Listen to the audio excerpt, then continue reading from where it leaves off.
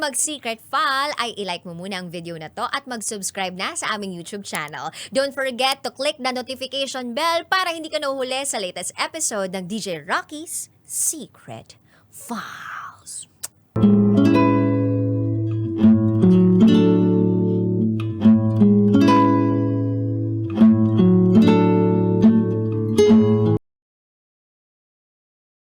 And now, it's time for DJ Rocky's Secret Files with Jello.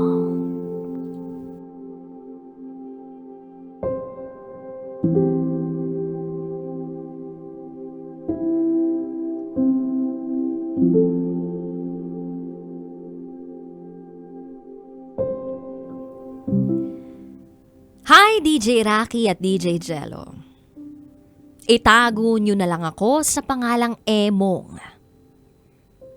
26 years old. At ito, ang aking secret file. Meron akong long-time girlfriend. Itago natin siya sa pangalang Jessie. Year 2015, nung naging opisyal na magkarelasyon kami ni Jessie. Schoolmate kami at magkalapit ng tirahan. Hindi niya ako personal nakilala sa una. Pero dahil schoolmate kami, madalas ko siyang makita at ganun din siya sa akin. Ako kasi yung tipo ng taong hindi mahilig makipag-usap, lalo na nung high school. Mabibilang lang sa daliri ang mga kaklaseng kinakausap. Kaya nga sabi ng ilan, sa mga kakilala ko, meron daw akong sariling mundo. 4th year high school ako, nung naramdaman ko sa sarili ko, na gusto ko na si Jessie. Wala kaming formal na pag-uusap. Bago ko sabihin sa kanya na may gusto ako sa kanya, mahiyain kasi ako. Wala akong lakas ng loob para aminin kay Jessie ang nararamdaman ko sa kanya. Palagi kasing may kasama siya. Sa tuwing papasok sa eskwela at maging sa uwian. Naririnig ko rin sa ilan kong mga kakilala na maraming nagkakagusto at nanliligaw kay Jessie. Hindi naman nakakapagtaka dahil kahit simpleng babae siya, mababakas mo na ang kagandahan sa kanyang muka. At ang pagiging simple niya ang isa sa mga dahilan kung bakit ko siya nagustuhan. Desente siyang babae. Walang bisyo. Kahit na yung mga kaibigan niya may bisyo, siya wala. Hindi man siya ganun katalinuhan. Pero para sa akin, hindi niya kailangan maging matalino. Dahil sapat na siya para sa akin. DJ Rocky at DJ Jello. Masarap magmahal. Lalo na kung alam mong ibabalik ito sa iyo ng taong minamahal mo. Pero masakit pag nalaman mo at naramdaman mo na hindi na pala ikaw ang minamahal ng taong minamahal mo. College days palagi kami magkasama ni Jessie. Iisang campus lang ang pinapasukan namin kaya madalas kaming magkasama at nagkikita. Wala akong pera noon. Kaya hindi ko mabigyan ng material na bagay si Jessie. Minsan kapag sinaswerte, nakakakain sa fast food na gustong gusto niya. Pero kapag minamalas at kailangan pagkasyahin ng kukunting allowance, nagtitiis sa mga tusok-tusok. Buhay ng estudyanteng mahirap. Kapos na kapos ako. Gumagawaan ako ng paraan para kumita. Naging part-time tutor ako. At yung kinikita ko ay iniipon ko para sa tuwing kasama ko si Jessie ay naililibre ko siya kahit papaano. Birthday, Valentine's Day, Christmas, wala akong maibigay. na mamahaling bagay kay Jessie. Oras, pagmamahal, sakripisyo. Yan ang mga bagay na kaya ko lang ibigay sa kanya. May mga panahong nagkakatampuhan kami dahil sa kanya-kanya naming pag-uugali. Aaminin ko, seloso ako. Hindi kasi maiwasang lapitan siya ng iba dahil nga maganda siya. Habang tumatagal ang aming relasyon, dumarating ang problema. Gaya na lang ng pagka-addict pa ni Jessie sa Mobile Legends at online casinos. Sinusubukan kong intindihin siya sa kabila ng aking selos, sa kabila ng aking mga pangamba, dahil ganun ang pagmamahal ko para sa kanya. Mapagtiis at marunong umintindi. Pero minsan kahit anong pag-intindi ang ginagawa ko o pinapairal ko, talagang sumusobra si Jessie at inuubos niya ang pasensya ko. Year 2019, nakapagtapos ako sa kolehiyo sa kursong Political Science. Nagtrabaho sa ahensya ng gobyerno. Simpleng pangarap na makapagtapos ng pag-aaral, makapagtrabaho at makatulong sa pamilya. At syempre, ang mapakasalan ko ang long-time partner ko na si Jessie. Yan ang goal ko. Nakilala na namin ang isa't isa ni Jessie. Hindi na ako katulad ng dati na nagkipag-away pa sa mga simpleng bagay.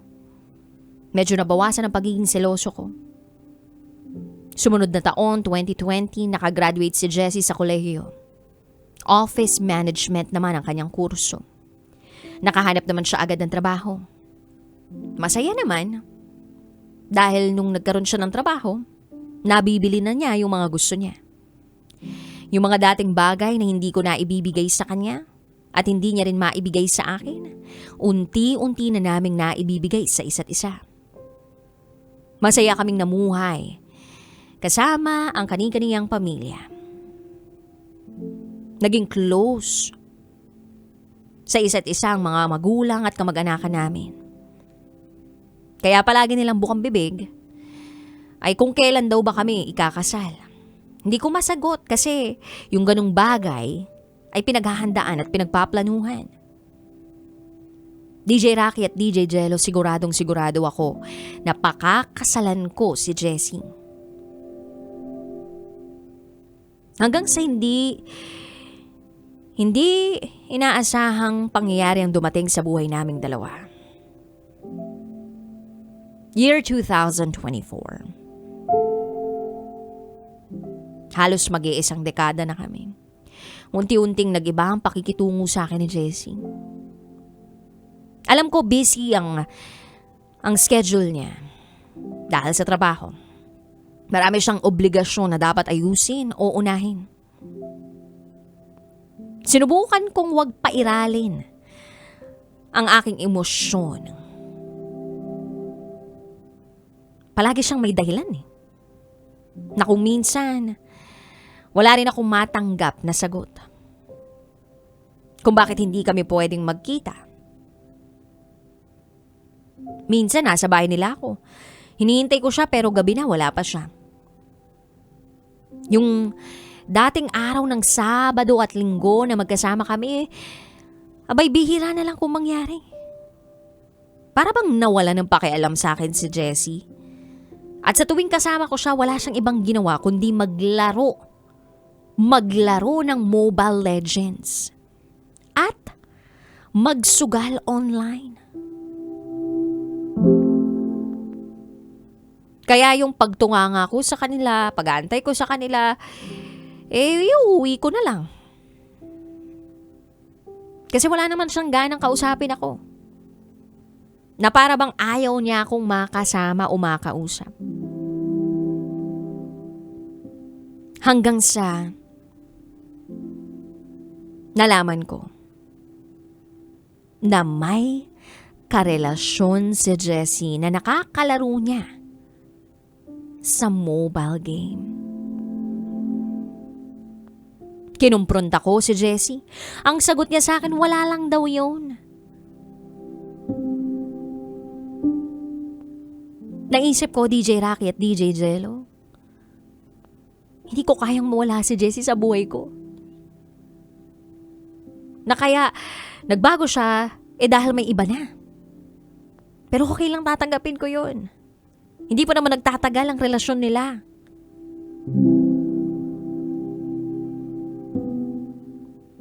Kaya binigyan ko siya ng privacy pa. Hinayaan ko siya mamuhay sa paraang gusto niya. Hinayaan ko siya na mahalin ako tulad ng sabi niya at sa paraang ipinapakita niya. Tinanggap ko siya, in short. Akala ko magiging maayos ang lahat sa amin. Pero dito pala mas bibigat pa ang problema namin.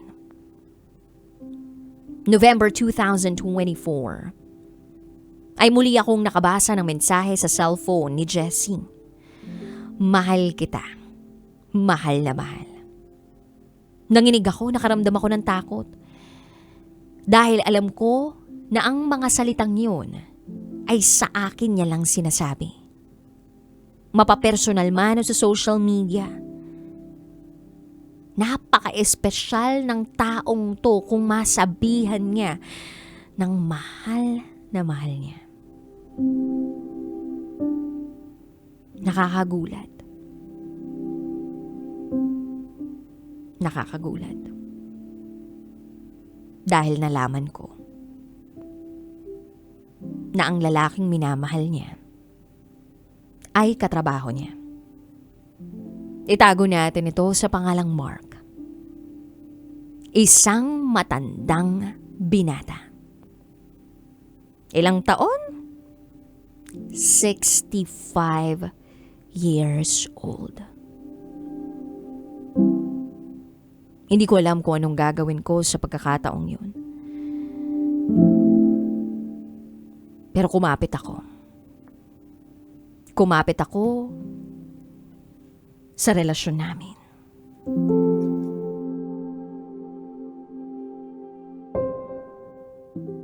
Hindi ko alam kung anong gagawin ko, DJ Rocky at DJ Jello. Nang malaman ko na merong lalaking minamahal si Jessie na isang matandang binata. Pero kumapit pa rin ako. Kumapit ako sa pagmamahalan naming dalawa. Inamin sa akin ni Jessie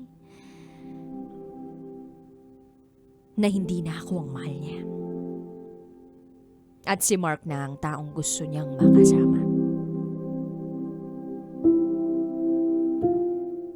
Ang daming mga bagay na tumatakbo sa isip ko.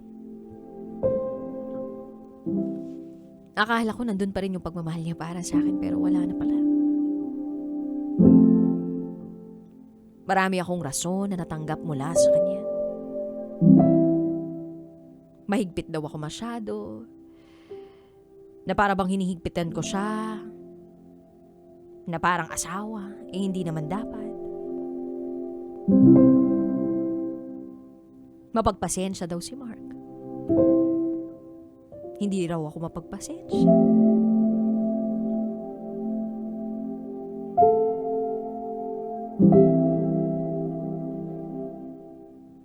Ayaw ko na sa'yo. Maghiwalay na tayo. Hindi na ikaw ang mahal ko. Mas mabuting sabihin ko na to sa'yo kaysa lokohin kita.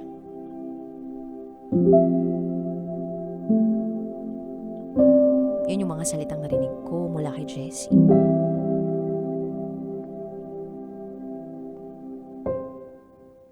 Napaisip ako. Kaya ba pinipili niya itong si Mark? Kasi may sasakyan siya, ako wala. Sa public transpo lang ako umaasa. Dahil ba sa estado ng buhay?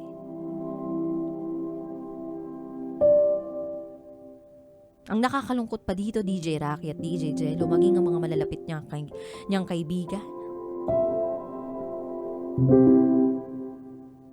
sinuportahan si Jessie. 10 taon ng buhay ko kasama ko siya. At bigla na lang niya itatapon ang lahat.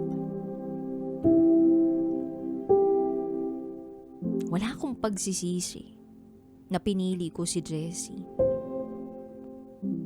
Nangihinayang lang ako sa mga panahong ginugol naming dalawa, sa mga pangarap na minsan naming pinag-isipan at binalak na buuin at tuparin.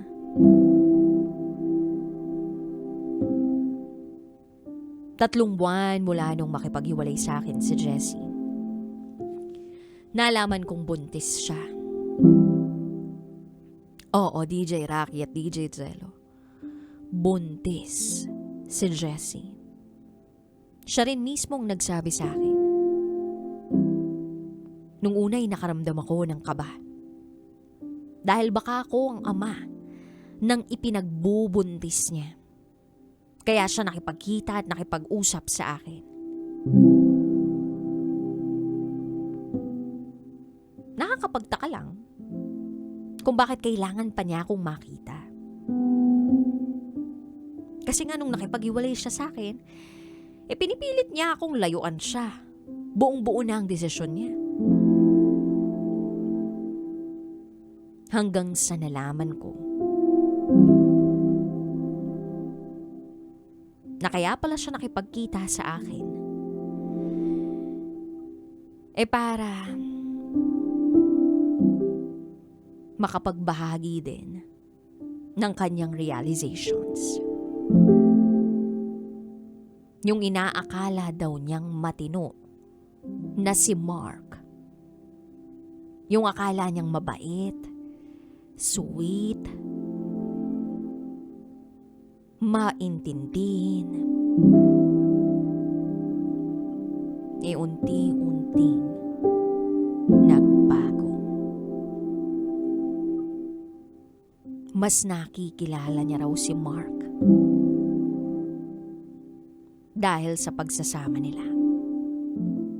At hindi niya na raw nagugustuhan ang pag-uugali ni Mark. Diretso kung magsalita, arugante, mataas ang ere, at hindi kayang magpakumbaba. Hindi rin daw nito kayang humarap sa kanyang mga magulang. At hindi siya maipaglaban.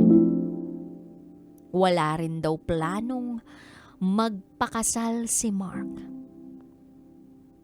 Dahil ayaw nitong magpatali. Sanay na daw ito sa buhay binata.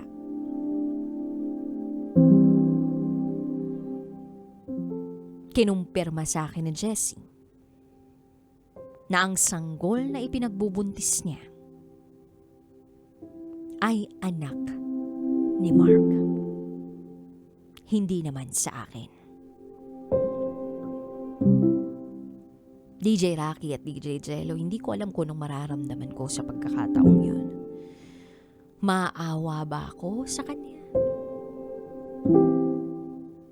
O makakaramdam ako ng relief?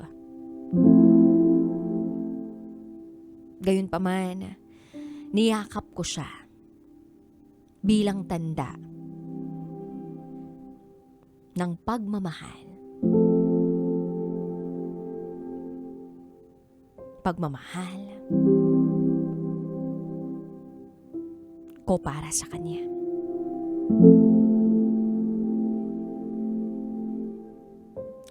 DJ Rocky at DJ Jello, nanganak si Jessie noong May 2025. Sinamahan ko siya nung nanganak siya. Ako ang tumayong tatay sa batang pinangalanan niyang Shane. Sa ngayon tahimik na akong namumuhay, habang si Jessie naman ay isang single mother. Si Mark, nagretiro na sa kanyang trabaho at ng ibang bansa. Masakit mang ipinagpalit ako ni Jessie. Pero masaya na rin ako sa kabilang banda. Sa tuwing nakikita ko, ang saya niya sa mga pagkakataong kasakasama niya ang bata. Nakikita kong masaya siya. At kahit hindi ko man sariling anak si Shane, mahal ko rin siya. Humingi ng tawad si Jessie sa akin. Pinagsisihan niya raw ang lahat. Pinatawad ko na siya. Sinabi ko sa kanya na hindi pa huli ang lahat para sa kanya. Na sana'y matuto siya sa naranasan niya at mas maging matibay para sa kanyang anak. Dahil siya lang ang inaasahan nito.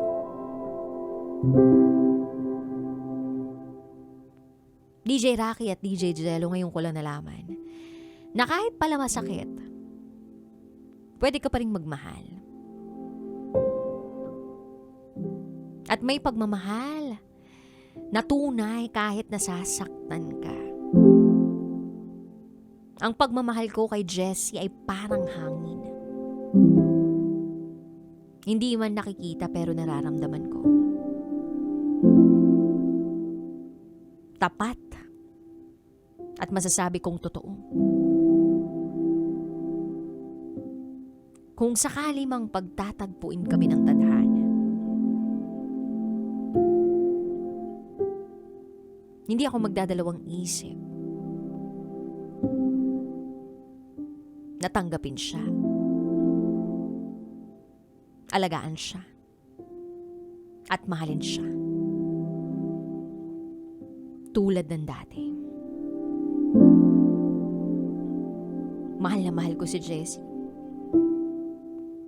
Kahit sa panahong alam kong hindi na ako ang mahal niya. Siguro kaya ako napasulat sa programa ninyo, DJ Rocky at DJ Jello, ay para ibahagi lang ang nararamdaman ko. Hindi ko naman kailangan ng payo. Kailangan ko lang na may makikinig sa akin. Hanggang dito na lang po. Maraming salamat. Muli, ako si Emo. At ito, ang aking secret file.